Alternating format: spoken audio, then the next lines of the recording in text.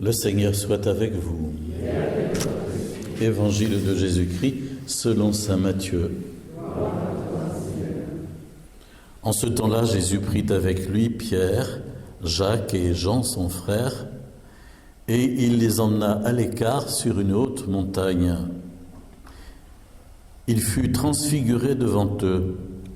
Son visage devint brillant comme le soleil, et ses vêtements blancs comme la lumière. Voici que leur apparurent Moïse et Élie qui s'entretenaient avec lui. Pierre alors prit la parole et dit à Jésus, « Seigneur, il est bon que nous soyons ici. Si tu le veux, je vais dresser ici 3 tentes, une pour toi, une pour Moïse et une pour Élie. » Il parlait encore lorsqu'une nuée lumineuse les couvrit de son ombre. Et voici que de la nuée, une voix disait, « Celui-ci est mon Fils bien-aimé, ce en qui je trouve ma joie. Écoutez-le. » Quand ils entendirent cela, les disciples tombèrent face contre terre et furent saisis d'une grande crainte. Jésus s'approcha, les toucha et leur dit, « Relevez-vous et soyez sans crainte. » Levant les yeux, ils ne virent plus personne, sinon lui, Jésus, seul. En descendant de la montagne, Jésus leur donna cet ordre, « Ne parlez de cette vision à personne avant que le Fils de l'homme soit ressuscité d'entre les morts. » Acclamons la parole de Dieu. Louange à toi, Seigneur Jésus. Nous sommes un peu habitués à ce cheminement de Carême où le premier dimanche, c'est toujours le récit de la tentation de Jésus au désert. Vous vous souvenez, j'avais dit dimanche dernier, des tests que Jésus a vécu au désert. Plus que la tentation, parce que la tentation, ça veut dire qu'il y a écho en nous du mal qui nous accroche quelque part. Et en Jésus, il n'y a aucune accroche avec le mal, aucun écho du mal. Et donc, il a été testé par le diable pour le faire dévier de sa trajectoire vers la croix et la résurrection. Aujourd'hui, un deuxième jalon qui est la manifestation publique, précisément, auprès simplement de 3 personnes, mais qui en témoigneront plus tard, puisqu'on en a un écho dans la première lettre de Pierre, notamment, où il dit ceci, « Nous étions présents, nous, avec lui sur la montagne, et nous avons vu de nos yeux. » Et ce n'est pas des fables tarabiscotées, ajoute-t-il. Et donc cet épisode où publiquement Jésus dévoile sa divinité, où sa divinité transparaît à travers son humanité, où son humanité est métamorphosée. Le mot grec dans l'Évangile, c'est pas transfiguré, c'est métamorphosé. Pas la métampsychose, la métamorphose, c'est pas pareil. Et Jésus est vraiment métamorphosé, transformé. J'ai regardé hier soir les 3 versions, celle de Matthieu, celle de Luc et celle de Marc. C'est très intéressant parce qu'ils ne disent pas tous exactement pareil. Par exemple, Matthieu nous dit que le visage de Jésus est comme le soleil et que ses vêtements sont blancs. Marc nous dit, il ne parle pas du visage, mais il nous dit que les vêtements sont blancs comme aucun vêtement blanc n'existe sur la terre, aucun foulon ne peut arriver à obtenir une telle blancheur. Et puis Luc nous dit, son visage changea d'aspect et il était différent. Jésus métamorphosé qui laisse apparaître sa gloire et alors avec lui, dans la gloire précisément, apparaissent Moïse et Élie, les 2 grandes figures de l'Ancien Testament. Moïse, celui qui a transmis les 10 commandements, le fondateur du monothéisme et le vraiment de ce peuple qui est en cheminement jusqu'à Jésus et encore aujourd'hui. Et puis Élie, qui est le refondateur du monothéisme, celui qui, vers le 7e siècle, a repris en main parce qu'il y avait beaucoup de déviance pour rappeler les Hébreux et les Juifs à vraiment la foi au Dieu unique. Et Jésus se dévoile ainsi comme celui qui va être au contraire défiguré au moment de sa passion. On pourrait faire un jeu de mots bien facile entre transfigurer et puis défigurer. Et Jésus, effectivement, ne sera ressuscité que moyennant sa passion, ne parviendra à la résurrection que en traversant la passion et la mort. Et il nous montre cela pour nous le dire pour nous-mêmes. Toi aussi, tu dois aboutir à la résurrection. Va, vous savez, la première lecture, vous avez entendu, c'est Abraham, l'appel d'Abraham. Quitte ton pays, ta parenté, va vers le pays que je te montrerai. Et nous aussi, nous sommes appelés, va, toi aussi, tu ressusciteras. Tu passeras par la mort, tu passeras par la souffrance, mais tu ressusciteras.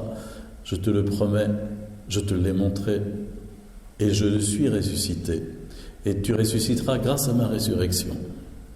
C'est le message qui nous est délivré et qui aussi nous entraîne vers Pâques pendant ce temps de carême. Aussi pouvons-nous,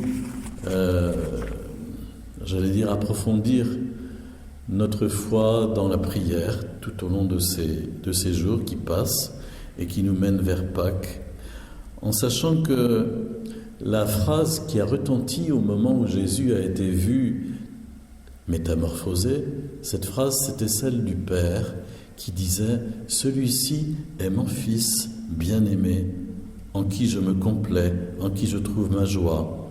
Écoutez-le ».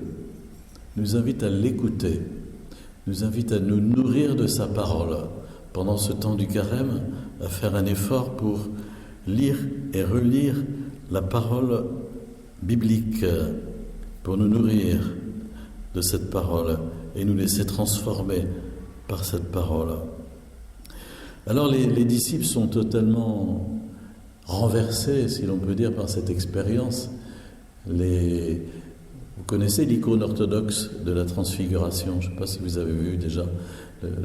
Les orthodoxes nous représentent Jésus debout sur la montagne avec Élie et Moïse, et puis plus bas, on voit les trois disciples, Pierre, Jacques et Jean, qui sont complètement à la renverse, qui sont renversés par cette expérience. On nous dit dans l'un des évangiles qu'ils sont vraiment effrayés. On nous dit dans un autre évangile qu'ils sont comme appesantis de sommeil. C'est quelque chose qui les met dans un état bizarre. Ils ne peuvent pas supporter cette expérience de gloire qu'ils ont sous les yeux. Et alors Pierre a cette idée géniale de dire « qu'est-ce qu'on est bien quand même, c'est agréable, qu'est-ce que c'est chouette, le ciel, si c'est comme ça le ciel, c'est bien, construisons 3 tentes, on va pas mélanger les torchons et les serviettes, une pour toi, une pour Moïse, une pour Élie, et puis sous-entendu une pour chacun de nous aussi, à moins qu'on aille loger chacun dans la tente de l'autre, mais voilà.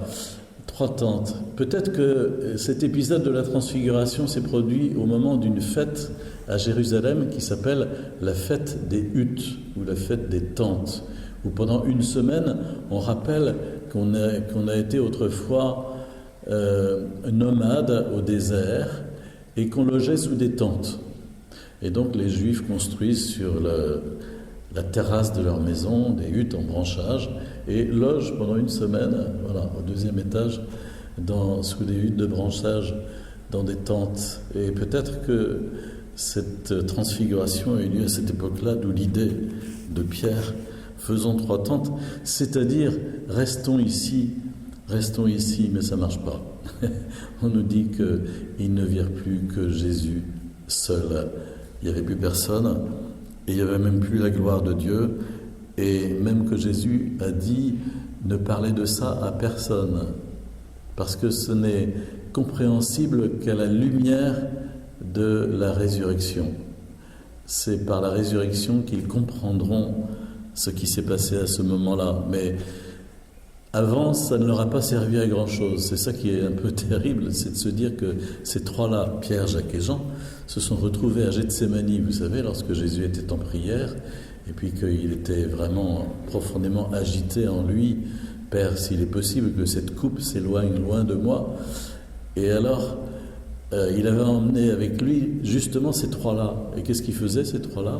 Ils étaient en train de piquer un roupillon dans un coin, de dormir, parce que voilà, ils avaient débranché et ils n'étaient pas du tout en consonance avec ce que vivait Jésus. Donc ça ne leur a pas servi à grand-chose avant la résurrection. Mais après, vraiment, ils ont saisi que Jésus leur avait donné une expérience de sa divinité et que ça les confortait comme une pierre sur le chemin que Jésus devait traverser ensuite par la passion vers la résurrection. Voilà, nourrissons-nous de cet évangile, si vous voulez, au long de cette semaine peut-être. Relisez-le et puis faites l'expérience, parce que c'est un bon exercice. Prenez l'évangile de Matthieu, c'est au chapitre 17. Prenez l'évangile de Luc, ça doit être au chapitre 9. Et prenez l'évangile de Marc, ça doit être aussi au chapitre 9. Regardez les trois récits.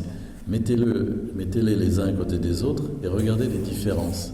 Et vous verrez ce qu'on appelle les évangiles synoptiques, c'est-à-dire trois évangiles qui nous rapportent des faits identiques, mais cependant avec grande liberté, avec leur style chacun, et avec un propos qui est celui de l'ensemble de leur œuvre littéraire. Et c'est intéressant de regarder ça. Il existe, si un jour vous pouvez vous procurer ça, c'est intéressant pour travailler la Bible, ce qu'on appelle un livre qu'on appelle une synopse. C'est-à-dire, c'est un livre assez large où les évangiles sont en 3 colonnes, systématiquement. Ces 3 évangiles-là sont en 3 colonnes, parce que l'évangile de Jean est à part, et ça permet de comparer tout de suite, d'un seul regard, les 3 récits. Vous pouvez trouver ça sur... non, pas de publicité, mais pas cher, d'occasion. Voilà. Mais c'est vraiment, quand on veut étudier la Bible, c'est vraiment utile pour pouvoir comprendre aussi tel ou tel petit détail. Merci Seigneur pour ta parole, merci pour cette promesse de résurrection que tu nous fais pour chacun de nous. Merci de nous avoir montré ta gloire.